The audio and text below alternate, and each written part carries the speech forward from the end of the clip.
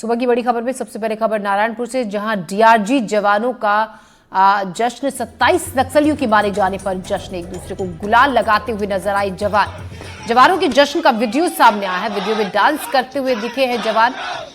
अपनी सफलता पर, अपनी कामयाबी पर जश्न मनाते हुए नजर आए जवान। लोगों ने जवानों की आरती कर स्वागत किया, रंगों के बीच नाचते गाते नजर आए। देखिए किस तरीके से रंग लगाकर एक दूसरे पर जश्न मना रहे हैं अपनी कामयाबी का, अपनी मेहनत का।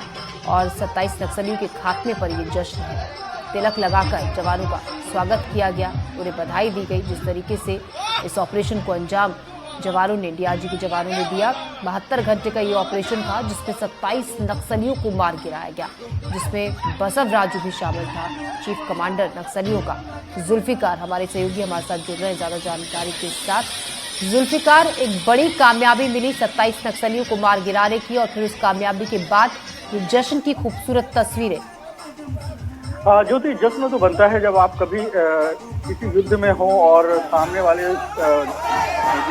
जो सेना तो नहीं कह सकते, लेकिन जिस तरीके से नक्सल ऑपरेशन ये चल रहा था और माओवादियों का जो टॉप कमांडर अगर मारा जाए और आप कन्फ्लिक्ट जोन में हो और उनसे लड़ाई लड़ रहे हो तो और उसको मार गिराएं, तो ऐसी परिस्थितियों में जश्न तो बनता है। और यही वजह है कि डीआरजी की छत्तीसगढ़ के डिस्ट्रिक्ट रिजर्व गार्ड के जो जवान हैं, जिन्होंने एक बड़ी ही बहादुरी से और बड़ी सूझबूझ से इस ऑपरेशन को अंजाम दिया।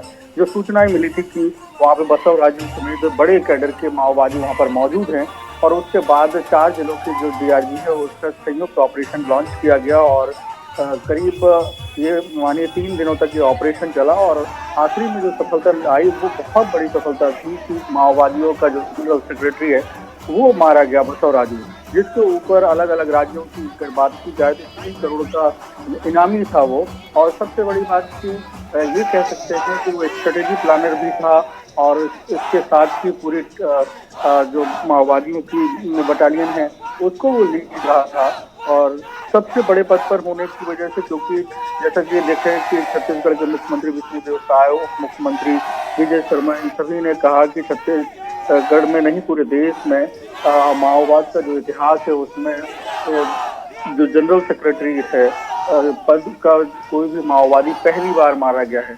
और बसव राजू को लेकर जितनी बातें हैं, 3 करोड़ का इनाम है, उससे समझा जाता है। दूसरी बात से तो छत्तीसगढ़ की जितनी भी बड़ी घटनाएं हुई हैं उनमें बसव राजू कहीं ना कहीं मास्टर माइंड रहा है। और अब जवानों ने जब उसे मार गिराया है तो ऐसे में जश्न तो बनता है। और जितनी जो जवान उसमें थे उन्होंने कल जश्न मनाया, और जश्न से साफ लग रहा था कि कितनी मेहनत से, कितनी उन्होंने बहादुरी के साथ इस ऑपरेशन को अंजाम दिया। और जब ऑपरेशन सफल हो जाता है तो उसकी खुशियां जो है वो चेहरे में झलकती हैं, और वो झलकती हुई खुशियां जो है वो हमने कल देखी कि डीआरजी के जवान किस तरीके से जश्न मना रहे थे, गुलाल लगा रहे थे, एक दूसरे को मिठाई खिला रहे थे और खुशियां बांट रहे थे। जी शुक्रिया जुल्फिकार जानकारी के लिए।